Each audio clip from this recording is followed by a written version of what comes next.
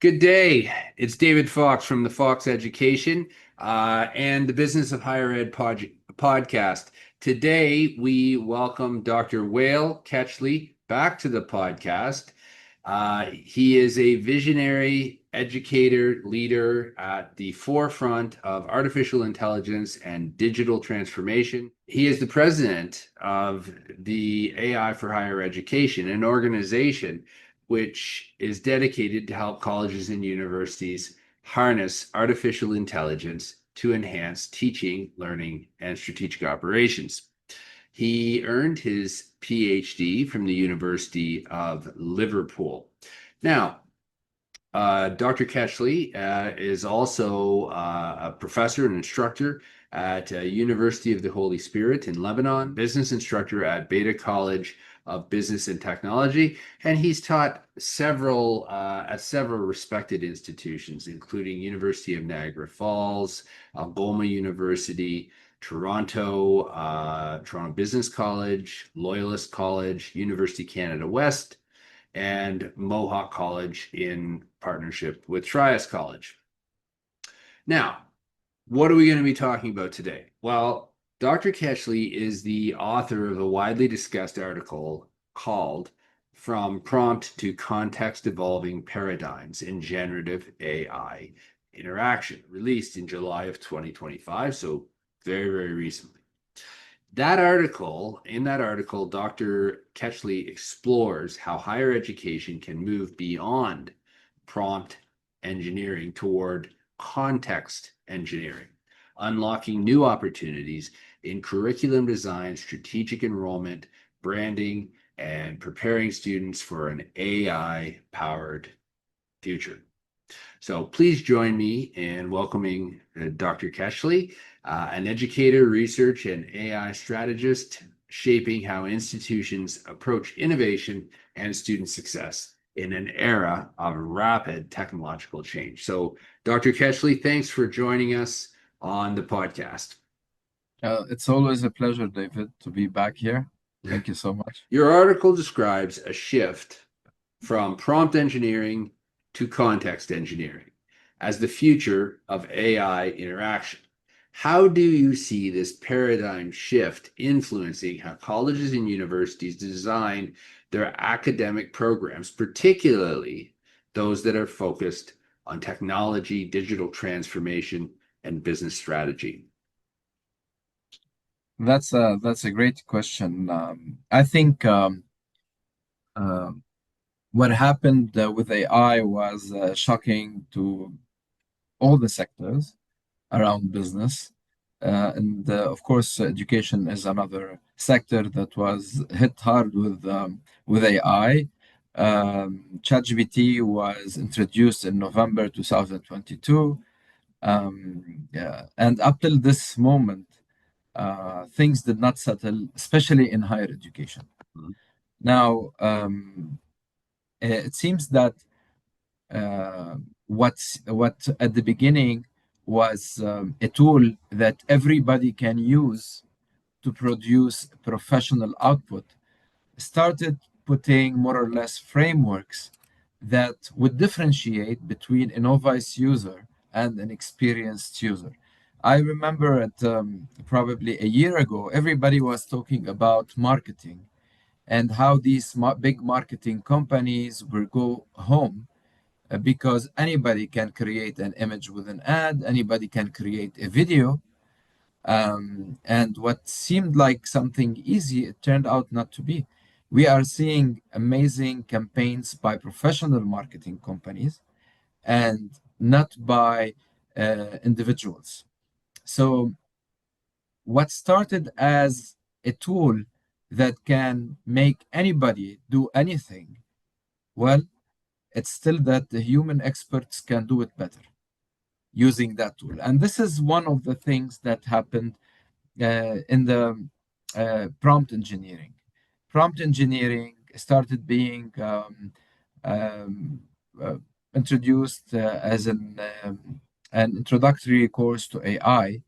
And it turned out that there are many output that are not really professional and contain many mistakes and could not be used by professors or cannot be used by people doing business. So here comes context engineering, which have more frameworks, a lot of research, lots of papers that gave professional people, and among them professors, guidelines and frameworks on how to use AI or generative AI in their work. And that's extremely important. We're moving from a tool that can do everything to anyone to a tool that need professional people who are experts in their field to be able to fully use the capabilities of generative AI. Can you give us an example of, I mean, I think we would know prompt engineering, but can you give us an example of the two scenarios where what is, if we start with a basic using ChatGPT, let's say, now what we do there, and then how is it different in terms of context engineering? So prompt engineering is more about giving instruction phrasing, instruction. While context engineering, before doing that, you need to explain the environment and the background of what you want to do. So you're gonna write a whole piece of paper explaining in details who are you, what is the system gonna do, because you're gonna say the system is this, and now the user is asking you to this. In prompt engineering, you ask for tasks, for formatting, for tone, a specific tone, professional, non-professional, so on and so forth. In context engineering, it's more about I want you to play the role of this persona. This is your history, and this is an example of what I want my output to be. So prompt engineering is more local, so to speak. Context engineering is more global. And it's not about giving a command like prompt engineering. It's more about setting the stage as if you have a real assistant you're talking to. I'll give you an example, a small example. In prompt engineering, you would say, you're I want to know what are the best three restaurants in Toronto to have a dinner. Okay. Yeah. So in context engineering, it's more about you are a so you say the system, you write the system, two dots, you are a food expert. I want you to choose for me the best three restaurants in Toronto. Please rely heavily on what people say and use be more warm in your reply. And this is the situation I'm in. I'm going on a date, or I'm inviting people from Right. work, or so on. So Okay. you're giving him a lot of details, and you're asking for his help, and that gives you astonishing difference in the answers or the output. Okay. All right. Well, that leads nicely into another question which I have. Um, Higher education institutions are, as we know, under pressure to differentiate themselves and attract students in a competitive and a constantly changing market. How could leveraging context engineering within AI tools help colleges improve their branding, their recruitment strategies, and overall student experience? Um, I think we should talk about two types of universities, Okay. because the decision of using generative AI is different from one university to another. We have, for example, University of Toronto and Harvard. They did not put guidelines for the use of AI at the institution level. They are leaving it more to the professors to put their own guidelines and include it in the syllabus. So Okay. they ask them to Right. include it in the syllabus. So they're giving more freedom. But if we look at the universities like Western or McMaster or even Stanford, MIT, they are giving guidelines for the institution as a whole. So when you are leaving it to the professors to decide what to use, then how the professor are gonna use AI, it's really up to them. And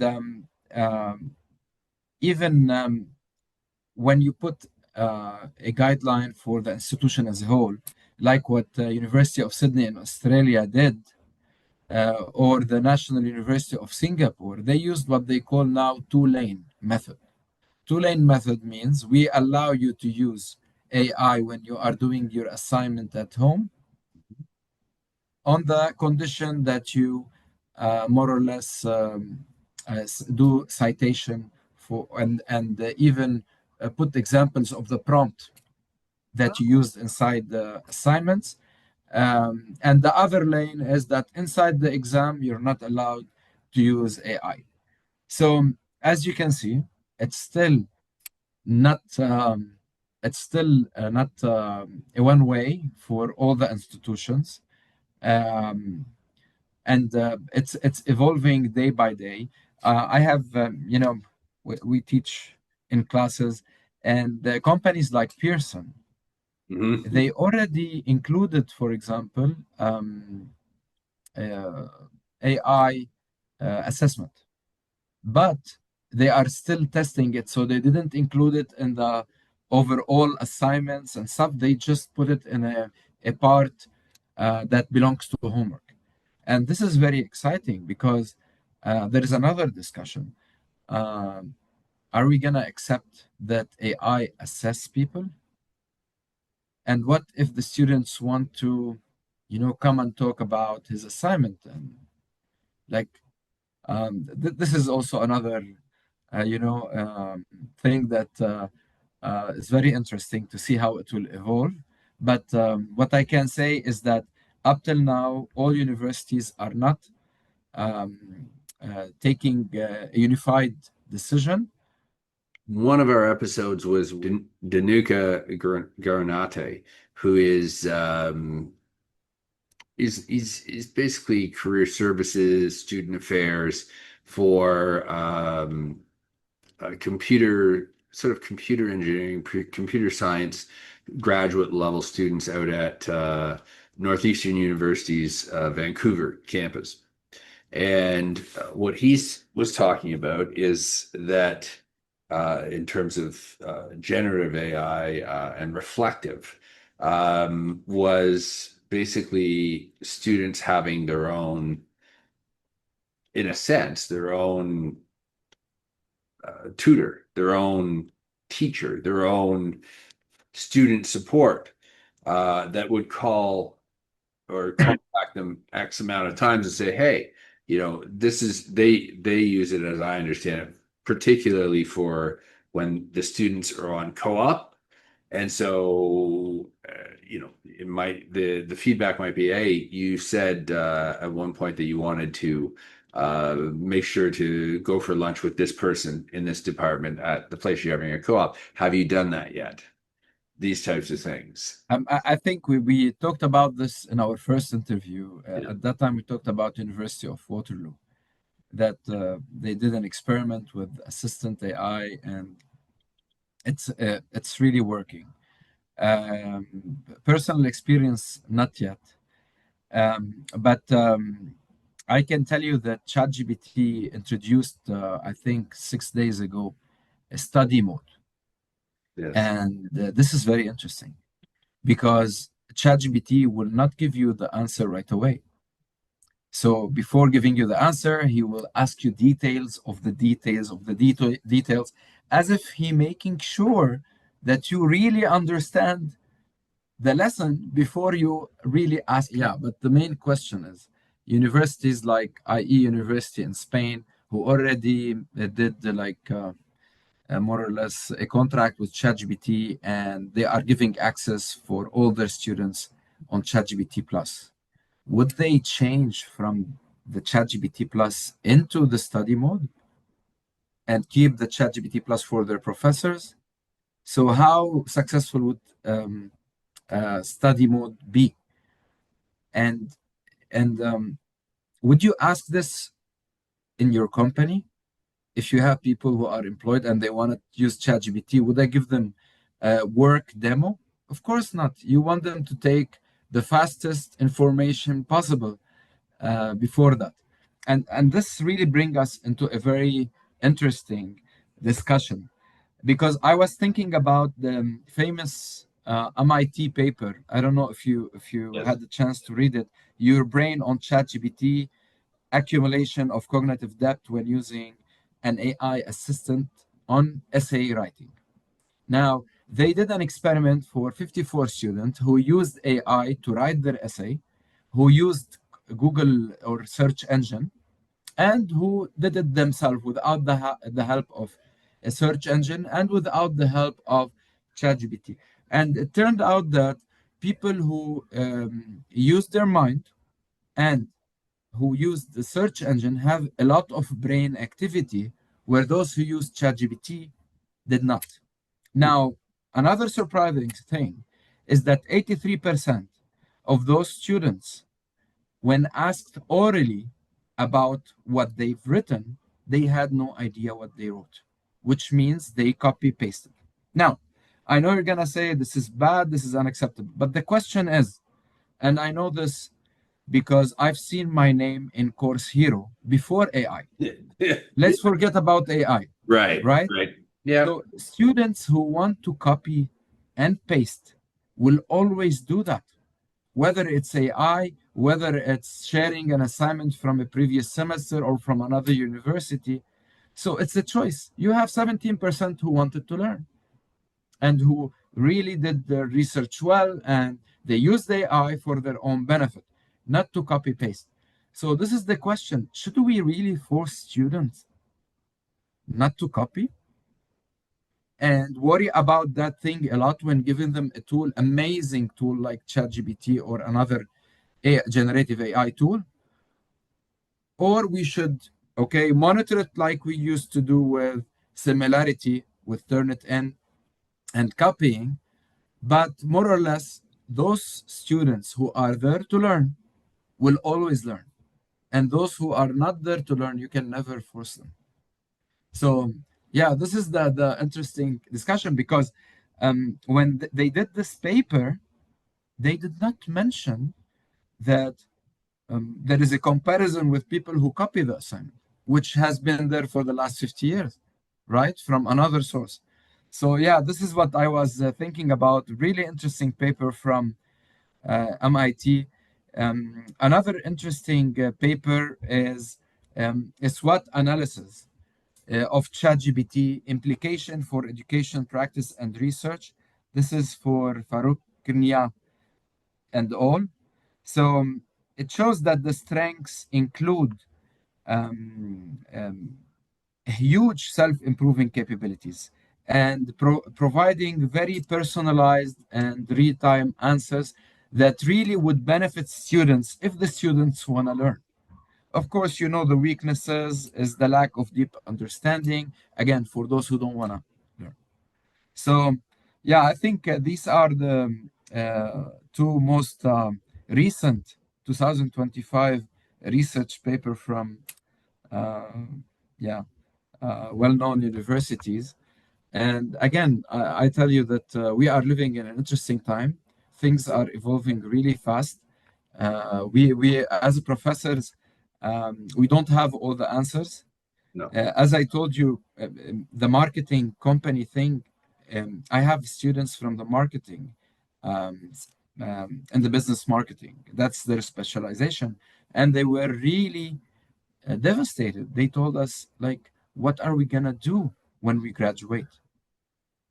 If everything can be made by ChatGPT, and then the companies that used to produce great output or great campaigns are still doing it. They did not lose it for those who give you the option of automating your campaigns. So it's very interesting to see that maybe the answer is not what everybody was saying, that everybody will lose their job. I think people who are expertise in their sectors will not lose their job. On the contrary, they will have a very strong tool that will help them to perform more, yes, they will be asked to perform much higher than they used to be, and now they can. And if we compare it to the time when the calculator was introduced, I'm sure nobody was able to give students very complicated math at that time. When the calculator went in, now we're giving students more complicated problems to solve. And this is what's going to happen in the business world. You're going to see amazing work coming from all sectors. I'm not saying that some people, especially general employment jobs, that yeah, I think they will lose their jobs to robots. But if they want to learn and be experts in a field, they will not lose their jobs. And this is what I tell my students every day in I class. see it as a very important tool. How do we incorporate it into the assessment, for example? How do we incorporate it into the project? We're expecting more now, right? How is that going to be incorporated into what we're teaching, into classes, into different programs? The students will tell you, right, the jobs, careers, jobs. Now you mentioned that prompt engineering is a user skill, while context engineering is more of a systems level design mindset. What implications, in your opinion, does this have for workforce development and for what we teach students, not just in computer science programs, but across business, health, liberal arts disciplines? The main issue here is that we are talking about education, which gonna send graduates to work. Mm-hmm. And we think that companies figured it out. Now, I'm looking at a research done by Ethan Mollick, and he was talking about Boston Consulting Group. You know, this is one Yeah. of the top Yeah, consulting yeah. firms in the Yep. world. And he said that there is a 40% improvement in productivity because of AI. Now, here's the problem. If you want to research and dig more, it turned out what he called productivity is getting more emails and replies. And it turned out How do we that, measure it? yeah, and it turned out that there is a lot of volume that of emails that led to more work, but it gave flat productivity. If you want to talk about real productivity, so we are talking about weakness in research up till this moment. We are lost in the metrics. How do we measure real productivity? And this is on the corporate level. Yeah. So if you want to ask me what should we do on the university level, I think we should test, try things, and have the flexibility to continuously change. Because getting convinced in an idea and applying it, and when the companies around you and the world is changing and you're not flexible, is not going to help. Something as big and new as AI need a lot of flexibility. So yeah, this is mainly what I think we should do at the classroom level. What I've been discussing this with a lot of professors. So what we're doing, most of our assignments, we are asking students to do a ChatGPT assignment or AI assignment. For example, Huh. let's say in the human resource Yeah. a class, I ask my students to interview AI as if he is coming for a certain job, their dream job. Interview him. At the end, write me 3 lines, and I want it in your own language because you know the language. Um, uh, Tell me what's your opinion about this candidate. Would you hire him? And then the next assignment. Now it's time that you get interviewed by AI. So they are using AI, but there is no way to copy. They're gonna put me all the script, all the talks. Okay. I So put the time they need to talk. So this is what we're doing. We're giving them context. That's assignments. the yeah. Okay. So we're giving them homework assignments that they can use AI. First, you're training them. Yeah. They are seeing the weakness and the strengths point. So the SWOT analysis probably, and there is no place for those who want to learn to copy or cheat or um, not follow the academic integrity. Right. It's very interesting, and I think that goes into um, a lot of the talk in higher education and education generally, but a lot of the talk in higher education we talk about international students, we talk about domestic, we talk about traditional students or non-traditional students, upskilling, reskilling, all these different things. And what a lot of what the different segments of students want, what they value in education is different. People, the thinking that people are moving more and more towards, listen, I need this course or this course, or I need this skill to get me here, to move across into this new job. And people wanting more control and more flexibility while still having a high level credential of some sort that is respected. Students may be designing their own majors. There's going to be certain That's very interesting. courses that you have, but those courses designed to incorporate what it is that you're interested in pursuing. And as well, using AI to meet the needs. We need to meet the students where they Of are, course. correct? So True. 100%. we can have situations where there are students of varying abilities, and we want to make education accessible for them. We have students who, let's say adult learners who value certain things. They want to be online, a lot of them. They're trying to get through their education in the time between when they're working and spending time with family. So all of this, when we're talking about AI and context, it runs into how is higher education going to evolve? How are the leaders in higher ed going to evolve in terms of what they're offering? Just in time programming, right? Hybrid, work integrated learning. One of these things with our virtual reality and artificial intelligence is you could create micro-internships. Yes. You could create Simulations. And each simulation is different. simulation. What is education going to look like? How is education valued by learners? So the evolution toward context engineering raises questions about privacy, data provenance, and bias.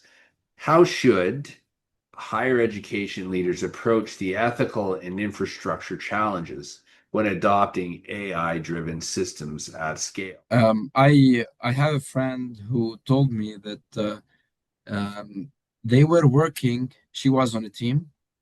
They were working on AI ethics in 2016.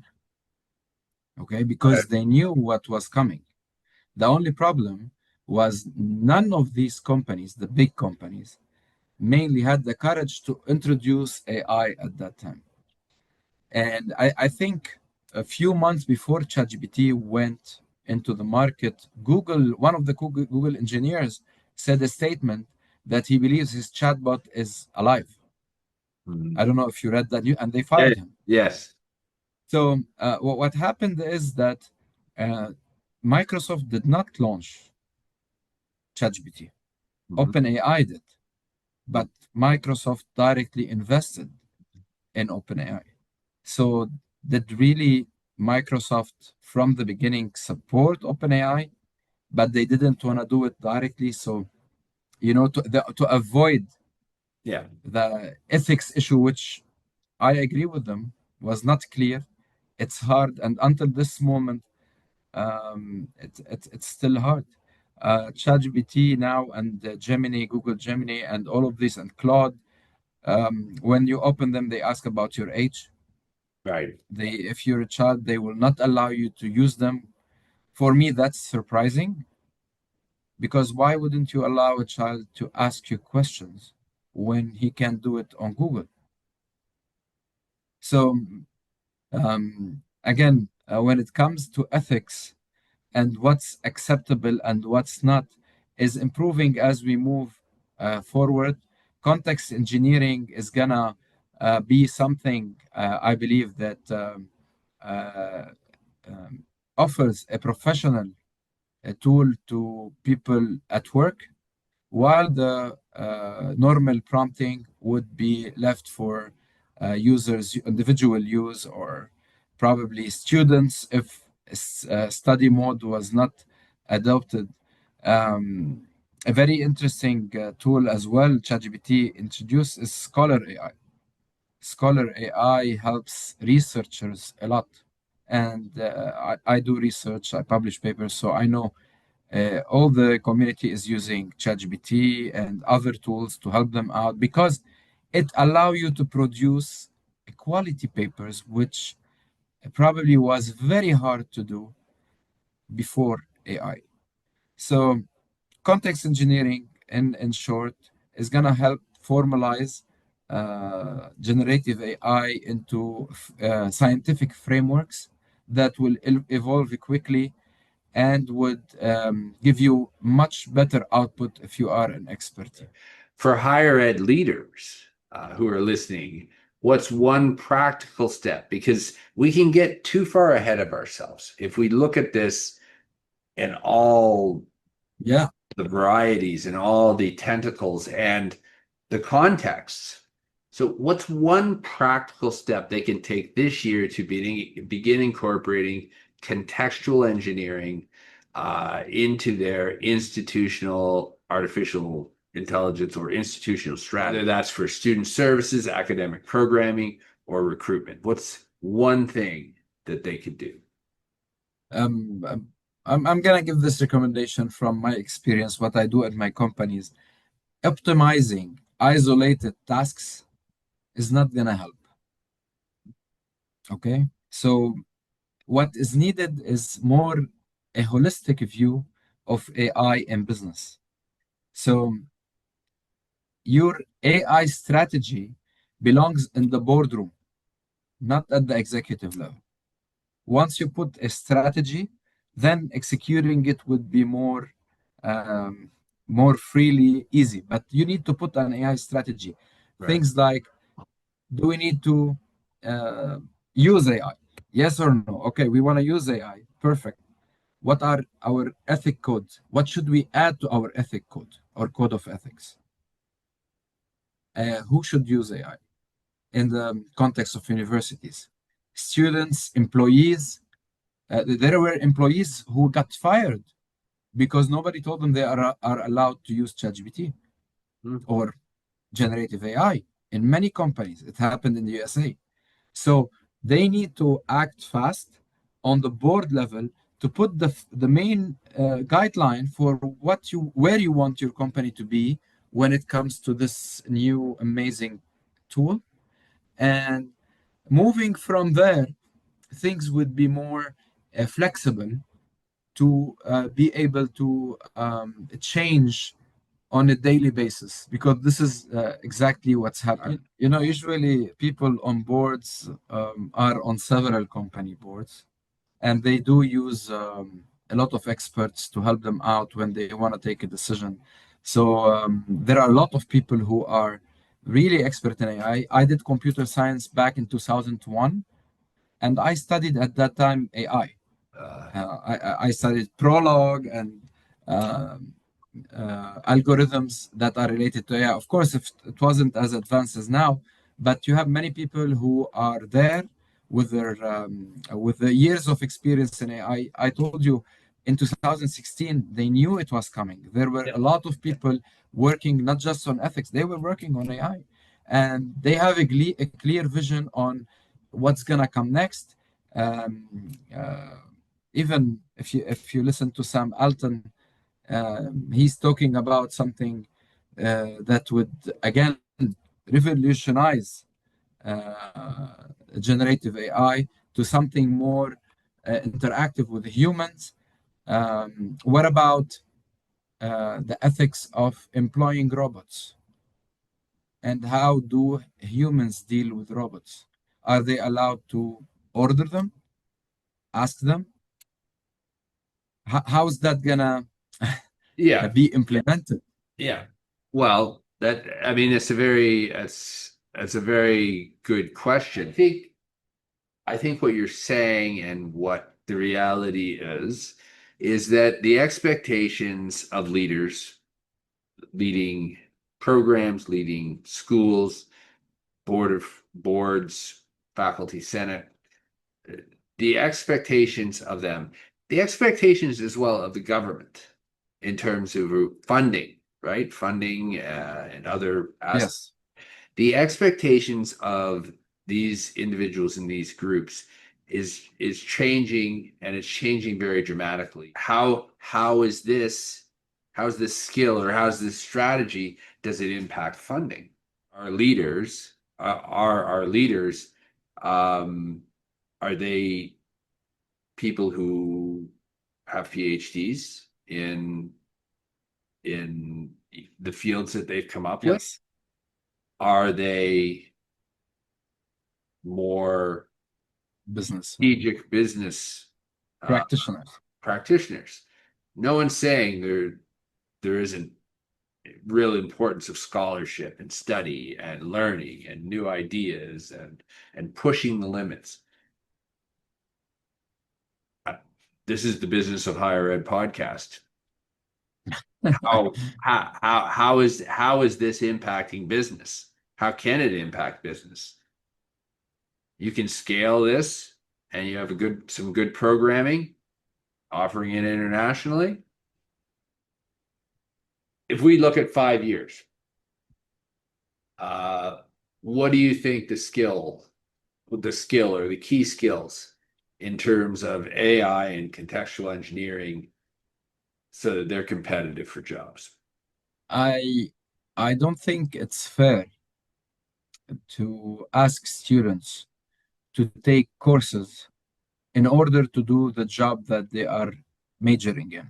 Extra courses, I mean, outside their curriculum. So what I'm expecting is that universities would include context engineering in every major. It's the job of the university to get students job ready, and one of these skills that they need to earn is AI. So today it's context engineering, tomorrow it's something else. The I else. don't know, but they should start including such courses in the major, not as an elective outside the Yeah. major and give the Yeah. choice because there's no choice. You're gonna go to your work and you're gonna be asked to be a master in AI. Yeah. So 5 years from now, I think all universities, and probably if we talked 6 months back, I would tell you let everybody go towards AI. No, no, no. Today, I say stay in your specialty, do the thing you love, and of course, learn how to do it the best way through AI. Right. This is mainly how I see things are gonna evolve. Yeah. It's another tool, a very big tool, but it's another tool in your what we would call the toolbox, right? Of Yeah, skill, of experiences that you bring to compete for a job, 100%. right? 100%. And you see, like the CEO of NVIDIA said, like a year and a half ago, he said, Yeah. we are already asking AI to do softwares. We don't need computer science. Then you listen to people like Bill Gates and say the most wanted job is going to be computer science related to AI. So they still don't know what's going to happen. Right. But I can tell you what we're seeing is amazing. The machines could not work the way people wanted to work without human intervention. Okay. And yeah, this is up till now. Now, let's wait and see if something is going to change. Well, yesterday, for example, I saw McKinsey Consulting, right? You talked about Boston Consulting. McKinsey Consulting is embracing AI in a much larger role. I don't know that necessarily anybody should be surprised by these things. What do we say to our business students, right? How are you going to deliver value? What is your unique value proposition? How can you measure that? And to demonstrate that you are adding value. And so what we're talking about here, whether it's prompt engineering or contextual engineering or contextual AI, it's about value. It's about value. I think this has enormous implications, as I did before, for leadership. I think it has enormous implications for how programs are designed, strategic programming. I think it has continuing ed, continuing studies types of programming, athletics. You can get into athletics. There's so many avenues. And let's not forget politics. You were talking about McKinsey. McKinsey had to ban China AI from the offices in China because of a political issue between USA and China. So politics is there. Yeah. You know, when the generative AI that was introduced in China a few months ago with a very much cheaper setup and installation, it did a lot of, it made people ask a lot of questions about the huge difference of millions of dollars that were spent to create ChatGPT Yes. and Gemini. Yeah. And then when we started using these tools, it turned out like there is a difference. There is a big difference in these. So DeepSeek, which was introduced in China, is really needs much more work to be going along ChatGPT or Gemini, Google Gemini, or Claude as well. Well, and we also saw with and again, who knows how this happened, but the United States Department of Health produced a report, right, not that long ago, in which there were inconsistencies that were found. This is a government report. I don't think the NIH wrote it, but it had positions and it took positions and it cited articles which did exist, which academics in turn said, yeah, I wrote that article, but that's not what this article is about, what you're saying. Or, yeah, I wrote that article, but that's not the conclusion of the article or the study. But this was released by the United States government. Oh my God. Right? That's terrible. Yeah. Just to tell you one last note. Yes. Apple is among the biggest, largest companies in technology. And because they are weak in AI, more or less, Siri, when compared to Right. Alexa, is still, that needs a long way. They bought Darwin AI in Canada last year for $400 million. And up till this moment, they couldn't really, everybody was waiting for iOS 18, but nothing really happened there. So corporates are still struggling, and it's normal what's happening in the higher education sector. There's still a little bit of chaos, and I think technology is evolving as well. So whatever you decide or take a major decision in, I told you, flexibility is key. If managers and leaders are not flexible, they are gonna suffer because of AI. Yeah. They cannot say we took this decision just last month. No. Last month is old news, and I read an article uh, uh, 2 months ago. It was comparing what is the gap between the degrees you should do. So what is enough for you?